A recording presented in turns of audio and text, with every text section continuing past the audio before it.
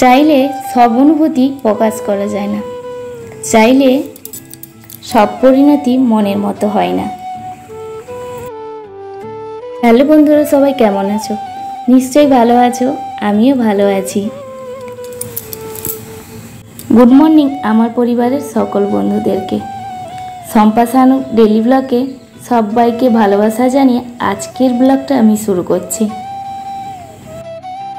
তোমাদের যদি আমার ভিডিওগুলো ভালো লাগে সবাই কিন্তু লাইক, কমেন্ট, সাবস্ক্রাইব করে শেয়ার করে আমার পাশে থাকবে। হ্যাঁ, তোমাদেরকে আরেকটা কথা, যারা যারা আমার ভিডিওতে সুন্দর সুন্দর কমেন্ট করবে তাদের কমেন্ট আমি নিশ্চয়ই ভিডিওর মধ্যে নিয়ে আসবো।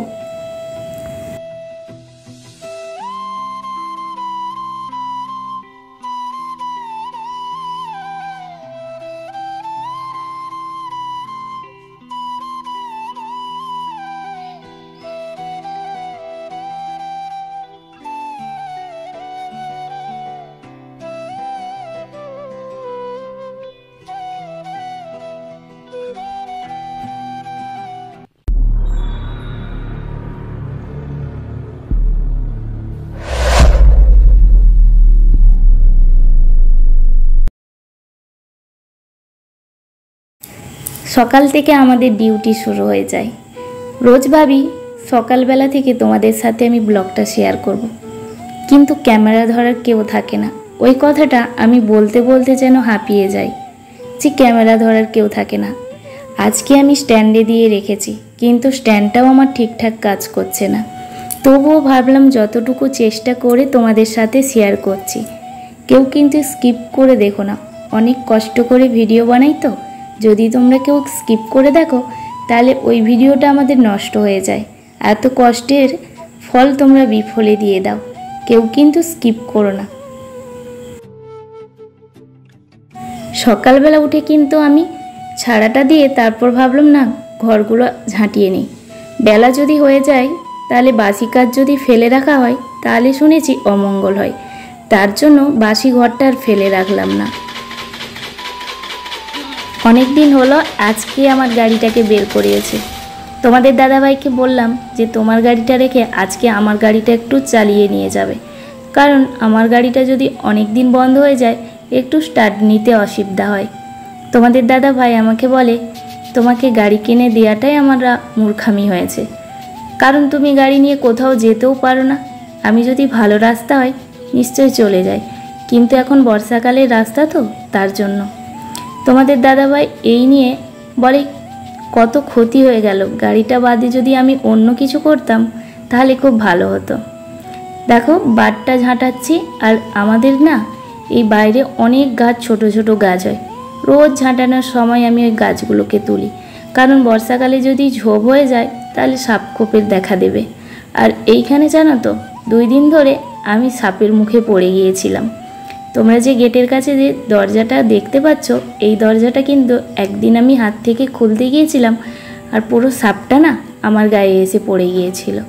আরেকবারও ঠিক ওই যে গেটের মুখটা ধরেছি আর সাপটা আমি অন্ধকারে দেখতে পাইনি, আমার হাত লেগে সাপটা নিচে পড়ে গিয়েছিল।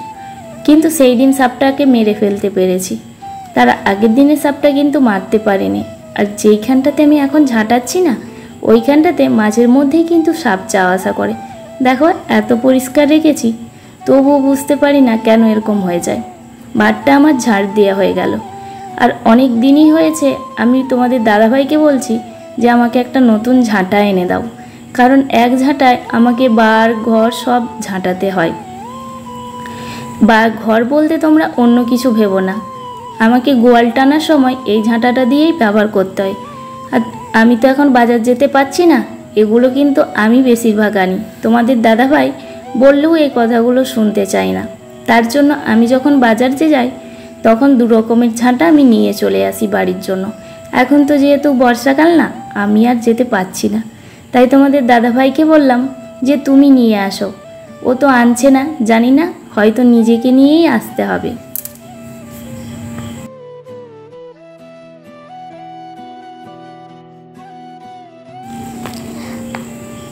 আমাদের সমাজের মানুষগুলি এখনো ছেলের বউকে নিজের মেয়ের চোখে দেখে না।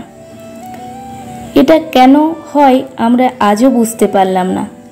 নিজের মেয়েকে আদরের রাজকন্যা মনে করে, আর ছেলের বউ হলো বাড়ির কাজের মেয়ে। সংসারের কাজগুলো যদি তুমি পরিপাটি করে করতে পারো তাহলে তুমি তখন ভালো, আর যদি না করতে পারো তাহলে আমাদের দোষের অভাব নেই।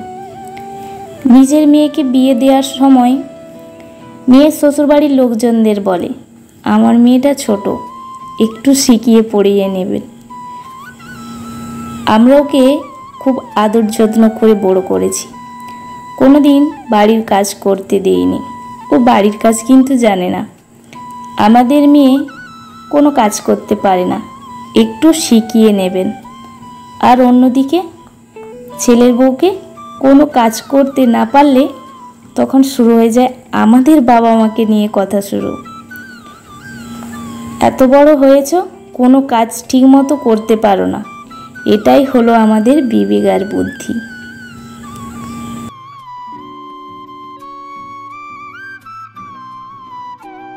রোজ ভাবি যে আমি কম বাসনে ছাড়াই কাজ করব, কিন্তু হয় না। সবাই বলে তোমরা দুজনে খাও, এতগুলো বাসন হয় কি করে। সেই কথাটা আজও আমি ভাবতে পারি না। কি জানো তো, হাতের সামনে যতগুলো বাসন থাকে ততগুলো বাসনই আমি ব্যবহার করি।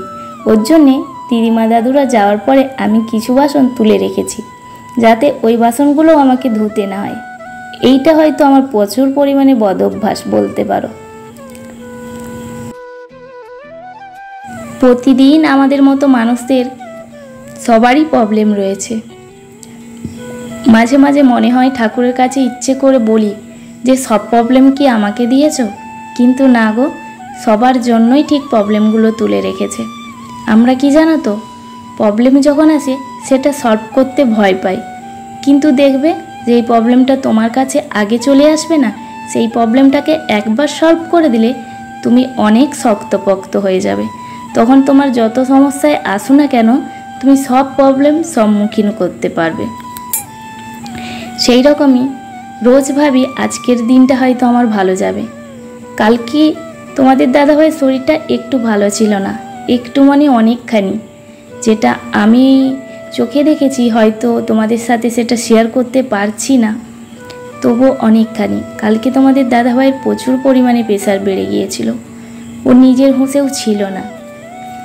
সেইটা দেখে আমার প্রচুর পরিমাণে ভয় লেগেছিল এবং কান্নাকাটিও করেছিলাম। কেউ ছিল না আমার সাথে যে আমাকে সান্ত্বনা দেবে। সব কাজ করে মুড়ি খেতে চলে এলাম। তোমাদের দাদাভাই তো খাবে না, তোমাদের দাদাভাই সকালবেলা খেতে চায় না। কিন্তু এখন সকাল না, 9:30 বেজে গিয়েছে, আর আমাকে খুব খিদে পেয়ে গেছে। কারণ তোমাদের দাদাভাইয়ের চিন্তায় কালকে খুব একটা ভালো করে খাওয়া হয়নি। দাদাভাইয়ের যখন প্রেশারটা হাই হয়ে যায়, আমার যে মামা শ্বশুর ছিল না, অনেক হেল্প করেছে। ও মামা শ্বশুরই নিয়ে মার্শালের জলে ওকে চান করিয়েছে অত রাতে। আমরা দুজনে মিলে অনেক করেছি। তো দেখতে পাচ্ছ, এই দেখো, এটা হলো আমাদের বাড়ি। তোমাদেরকে প্রায় ভিডিওতে বলি না যে তোমার দাদাভাই, তোমরা বলো না দাদাভাই কী কাজ করে কী কাজ করে।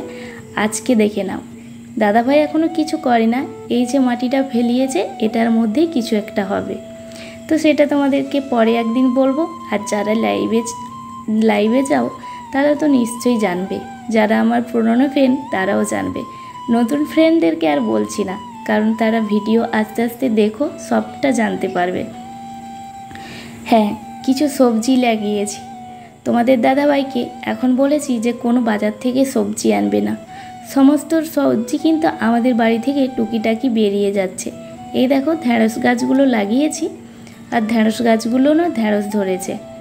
আর এই দিকে লোটে শাক, লাউ শাক, ঝিঙেগুলো না প্রচুর পরিমাণে হতো, কিন্তু যেহেতু কোনো ভেড়া দেওয়া নেই, তো তার জন্য ঝিঙেগুলো মাটিতে লোটে লোটে হচ্ছে। এই দেখো, একটা উচ্ছে গাছে কিন্তু উচ্ছেও হয়েছে।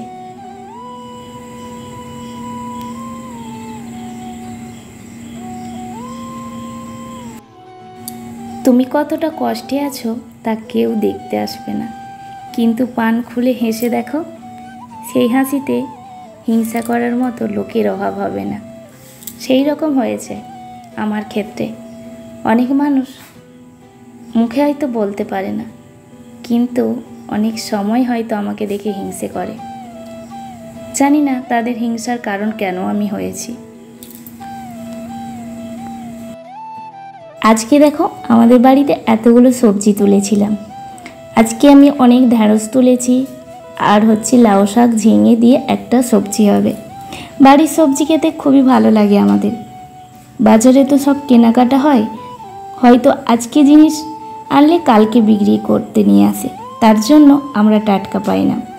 কিন্তু দেখো বাড়ির সবজি থাকলে, আর আমার তো বাড়ির সবজি থাকলে প্রচুর মনে আনন্দ থাকে যে সব কিছুই টাটকা খাবো। আমার না কোনো জিনিসই টাটকা খেতে প্রচুর ভালো লাগে। তো চলো, এখন আমার আনাজগুলো কিন্তু কাটা হয়ে গেল। এবারে চানে যাব, পুজো করব, সেগুলো আর তোমাদের সামনে শেয়ার করতে পারলাম না।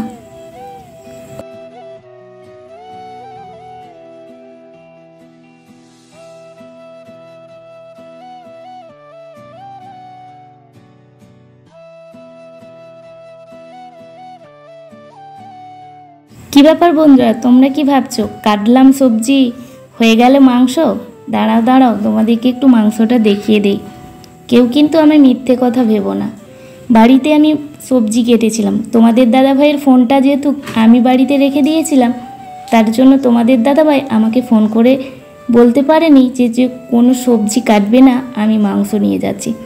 ও মাংস নিয়ে চলে এলো। আমরা তো মহা আনন্দে মাংস খেতে খুব পছন্দ করি, তার জন্য আজকে দুপুরে মাংস হয়ে গেল। তো ভিডিওটা কেমন লাগলো সবাই কিন্তু একটু জানিও। আর চলো আজকের মতো ভিডিওটা এখানেই শেষ করছি। চলো টাটা, সবাই ভালো থাকবে, সুস্থ থাকবে। দেখা হচ্ছে আবারও একটা নেক্সট ভিডিওতে। ততক্ষণ তোমরা সুস্থ থেকো, ভালো থেকো।